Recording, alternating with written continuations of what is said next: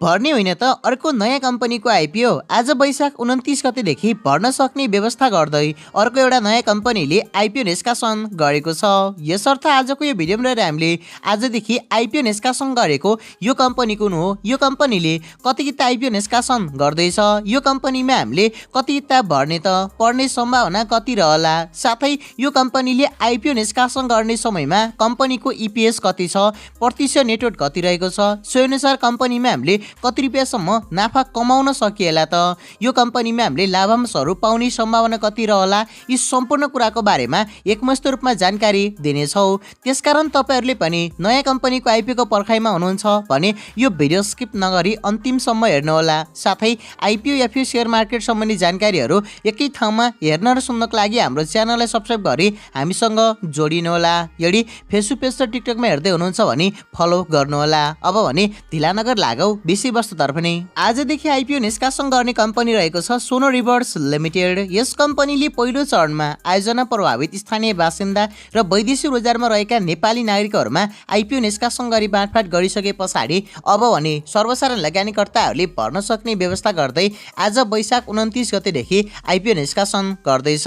कम्पनीले आफ्नो जारी पुँजी 93 करोड 75 लाख रुपियाँ बराबरको 20% हुन आउने करिब 18 करोड 75 लाख रुपियाँ बराबरको 100 रुपियाँ अंकित मूल्यका दरले 18,75,000 किता सेयर निष्कासन गर्नको लागि अनुमति पाएको थियो, जसमध्ये 50% अर्थात् 9,37,500 किता शेयर कम्पनीले आयोजना प्रभावित स्थानीय बासिन्दाहरूमा निष्कासन गरी बाँडफाँड गरेको छ भने 93,750 किता शेयर वैदेशिक रोजगारमा रहेका नेपाली नागरिकहरूको लागि निष्कासन गरी बाँडफाँड गरिसकेको छ।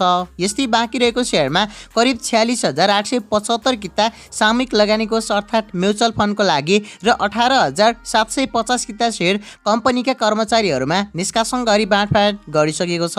यसरी कम्पनीले पहिलो चरणमा आयोजना प्रभावितमा निष्कासन गरेको 9,37,500 किता र कम्पनीका कर्मचारीहरूलाई निष्कासन गरेको 18,750 किता शेयर आइपिओ बाँडफाँड भएको मितिले करिब 3 वर्ष पछाडि मात्र किनबेच गर्न मिल्नेछ, अर्थात् 3 वर्षको लक इन पिरियड हुन्छ। यसले गर्दा कम्पनीको मार्केटमा सप्लाई निकै कम हुनेछ, जसले गर्दा वैदेशिक रोजगारमा रहेका लगानीकर्ताहरू र सर्वसाधारण लगानीकर्ताहरूले जसले शेयर पाउनुहुन्छ उहाँहरूले नाफा कमाउने सम्भावना केही धेरै बढ्नेछ। र म्युचुअल फन्डमा पनि 46,875 किता निष्कासन गरेको छ भने यो शेयर पनि 6 महिनासम्म बिक्री गर्न मिल्दैन, अर्थात् 6 महिना पछाडि आउने हुँदा यसमा पनि केही सप्लाई कम हुनेछ र अझै हामीले नाफा कमाउने सम्भावना प्रबल हुनेछ।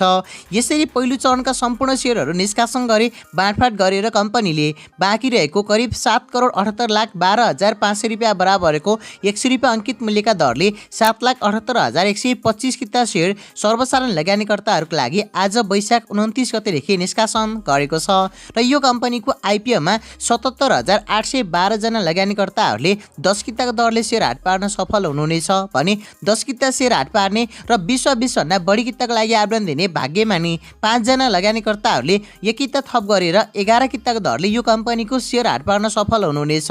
यसरी यो कम्पनीमा हामीले कम्तीमा 10 किता र बढीमा 11 किता शेयर पाउने चान्स भएको हुनाले तपाईहरूले कि भने 10 किता भर्नु होला र कि त तपाईहरूले 20 किता भर्नु होला। 11 किता पनि पाउने आश छ भने 20 किता भर्नै पर्ने हुन्छ र 20 किता भर्दा 11 किता पर्यो भने बाँकी नपरेको पैसा फिर्ता भइहाल्छ।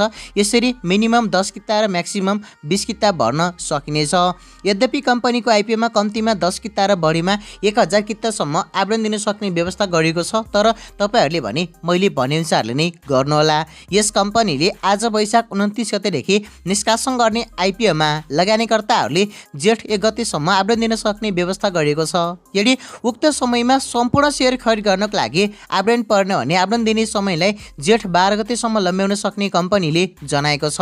यसरी तपाईहरूले यो कम्पनीको आइपिओ जेठ 1 गते भित्रमा आवेदन दिइसक्नु होला, किनभने कम्पनीको आइपिओमा पहिलो दिनमै मागभन्दा धेरै आवेदन पर्ने उच्च सम्भावना रहेको हुँदा जेठ 1 गते भन्दा पछाडि कम्पनीको आइपिओमा आवेदन दिने समय भने लम्बिने छैन। यसर्थ तपाईहरूले यदि वैदेशिकतर्फ यो कम्पनीको आइपिओ भर्नु भएको थिएन या लोकलमा पनि भर्नु भएको छैन र तपाईहरू सर्वसाधारण लगानीकर्ताहरू हुनुहुन्छ भने तपाईहरू सबैजनाले यो कम्पनीको आइपिओ भर्नु होला। एक पटक भरिसक्नु भएको छ भने परे पनि नपरे पनि दोस्रो पटक भन्ने भर्न पाउनु हुँदैन, आफ्नो पैसा होल्ड हुने हो र आसपास चार्ज तिर्ने मात्र हुन्छ। यसर्थ तपाईहरूले फ्रेस पहिलो पटक मात्र यो कम्पनीको आइपिओ भर्न सक्नुहुनेछ। कम्पनीले आइपिओ निष्कासन गर्नको लागि गराएको रेटिङमा रेटिङ एजेन्सी इक्रा नेपालले कम्पनीलाई इक्राइएनपी इस्यु रेटिङ BB+ प्रदान गरेको छ।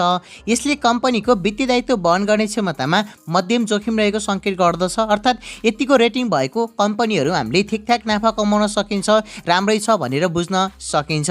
यस्तै कम्पनीले सञ्चालन गरेको 13.5 मेगावाटको सुपर काबेली खोला ए जलविद्युत आयोजनाको कुल लागत 2,71,90,85,000 रुपियाँ रहेको छ भने कम्पनीको प्रति मेगावाट लागत एकदमै राम्रो 20,14,14,000 रुपियाँ रहेको छ। हाइड्रो पावर कम्पनीहरूमा नाफा कति कमाउन सकिन्छ, कतिको जोखिम छ भनेर हेर्ने एउटा मुख्य प्यारामिटर भनेको कम्पनीको प्रति मेगावाट लागत हुन्छ। कम्पनीले आइपिओ निष्कासन गर्ने समयमा जुन 20 करोड या 20 करोड भन्दा कम छ त्यसको आसपासमा छ भने एकदमै राम्रो मानिन्छ र 20 करोड भन्दा कम प्रति मेगावाट लागत भएको हाइड्रो पावर कम्पनीहरू एकदमै रियरली कमै मात्रामा पाइन्छ। यो कम्पनीको 20 करोड भन्दा थोरै हाई छ, एकदमै राम्रो मानिन्छ। अर्थात् यो कम्पनीमा हामीले लङ टर्मसम्म सेयर राख्छौँ भने पनि हामीले नाफा कमाउने सम्भावना ठिकठाक रहनेछ।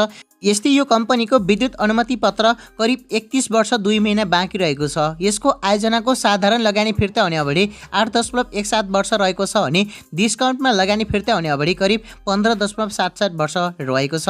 यो कम्पनीको आइपिओ निष्कासन गर्ने समयमा आइपिओ निष्कासन तथा बिक्री पर्नको काम सानिमा क्यापिटल लिमिटेडले गरेको छ। लगानीकर्ताहरूले मेरो सेयरको मोबाइल एप्लिकेसन र वेबसाइटको प्रयोग गरेर अरू कम्पनीको आइपिओ भरे जसरी नै अनलाइन मार्फत यो कम्पनीको आइपिओ भर्न सक्नुहुनेछ। यसर्थ यो कम्पनीको आइपिओ भर्न नसुताउनुहोला। सोनो रिभर्स लिमिटेडले आइपिओ निष्कासन गर्ने समयमा कम्पनीको वित्तीय अवस्था हेर्दा अर्निङ पर सेयर इपिएस अर्थात् प्रति सेयर आम्दानी 4 रुपियाँ 98 पैसा रहेको छ। यो एकदमै राम्रो मानिन्छ। 100 रुपियाँमा आइपिओ निष्कासन गर्ने, त्यसमाथि हाइड्रो पावर कम्पनीहरूमा र कम्पनीको प्रति सेयर नेटवर्थ पनि 105 रुपियाँ 06 पैसा रहेको छ। यो पनि आउटस्ट्यान्डिङ नै मानिन्छ।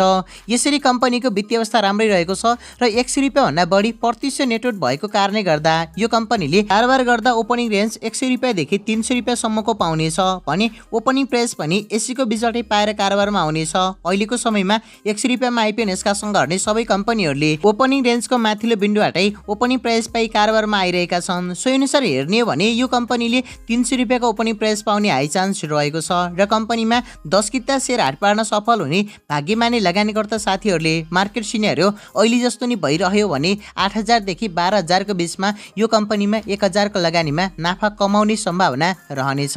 यसर्थ यो कम्पनीको आइपिओ भर्न तपाईहरू कोही पनि पछि नपर्नुहोला, मजाले भर्नुहोला। कम्पनीको लाभांश सम्बन्धी कुरा गर्ने हो भने यो कम्पनीले यो पहिलो आर्थिक वर्षमा नभए पनि अर्को आउने केही वर्षमा यस्तै प्रफिट कमाइरह्यो, राम्रो प्रफिटहरू जेनेरेट गर्दै गयो भने थोरै लाभांशहरू केही दिन सक्ने हाई चान्स पनि रहेको छ।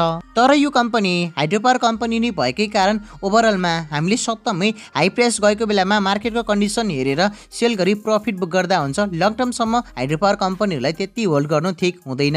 यो भयो सोनो रिभर्स कम्पनी लिमिटेडको आइपिओ सम्बन्धी जानकारी। यो सँगै आजको भिडियो यति नै। अब भेटिने अर्को नयाँ भिडियोमा।